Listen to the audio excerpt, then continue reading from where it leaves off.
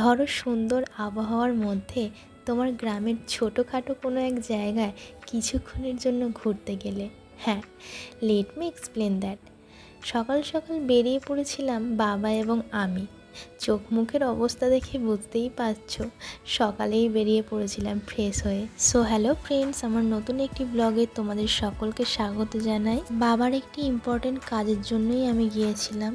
আমাকে একটি দোকানে বসিয়ে রেখে বাবার নিজের ইম্পর্টেন্ট কাজ শেষ করার পর ওখানে ফুলের চারা গাছ দেখলাম। দেখে একটি নেওয়ার ইচ্ছা হলো, কিন্তু নিলেই তো হবে না, গাছটির যত্নও নিতে হবে। আর সেই সময়টাই তো আমার নেই, বিকজ একটা জব করতে হয় আমায়। সানডে ছাড়া সময়ই থাকে না আমার।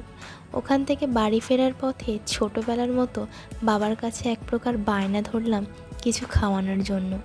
সামনে মিষ্টির দোকান ছিল, ওখানেই চলে গেলাম আর নিজের পছন্দ মতো মিষ্টি কিনে বাড়ির রাস্তা ধরলাম। বাবার সাইকেলে বসে, সত্যি বলতে পৃথিবীর নামি দামি গাড়ি একদিকে আর বাবার সাইকেলে বসে ঘুরতে যাওয়ার সব থেকে আনন্দের। বাড়ি ফিরে নিজের ঘরটিকে সুন্দর করে গুছিয়ে রেখে তারপর আর কি মিষ্টিগুলো আমার দিকে তাকিয়েছিল, তাই ওদের আর কষ্ট দিলাম না।